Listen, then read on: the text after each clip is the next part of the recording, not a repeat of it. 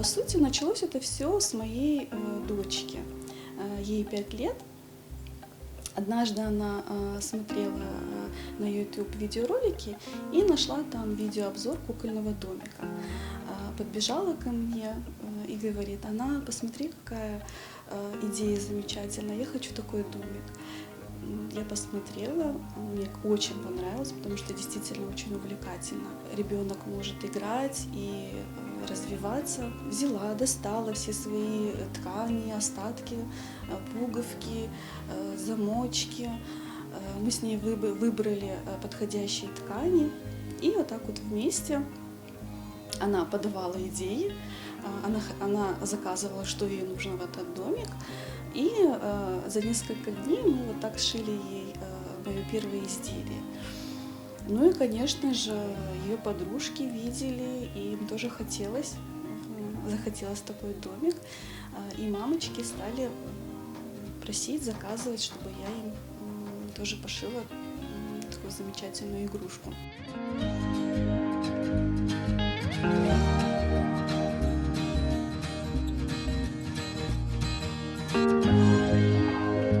Это развивающее пособие для детей. Оно, конечно, развивает ребенка с разных сторон. Развивается и мелкая моторика, развивается фантазия, потому что ребенок проигрывает какие-то ситуации жизненные с куколкой. Но самое главное, моей идеей было внести в эти домики наш колорит, да, вот чтобы этот домик приносил пользу со стороны наших обычаев и традиций, чтобы ребенок мог легко в игровой форме научиться и знать те основные вещи, которые непосредственно пригодятся в его жизни.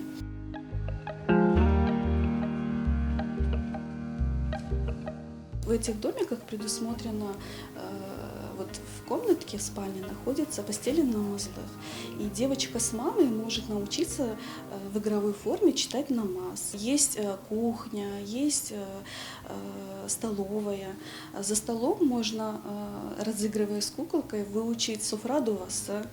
И я думаю, что это так ненавязчиво, легко, и на самом деле как раз-таки все вот основные моменты, которые мама хочет научить свою дочь, можно проигрывать и учиться.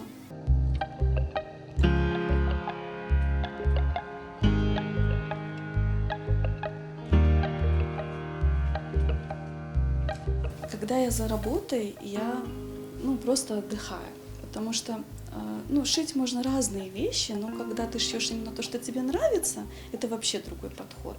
Это идет именно как по маслу. И просто, и все легко получается.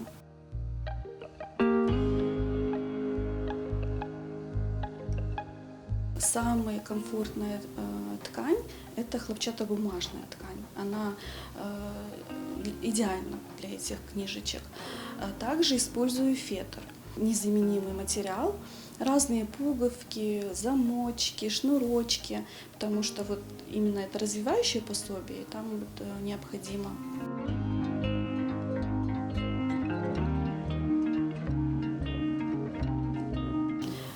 Развивающее пособие для детей можно шить от 0 и выше.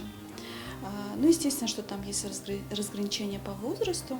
Например, развивающие кубики, они, конечно, для деток поменьше, там годик-два. А книжечки, они уже для деток постарше.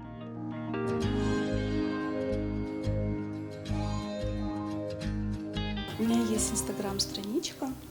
Вот я там выкладываю все свои работы. Можно там посмотреть и выбрать то, что вас интересует.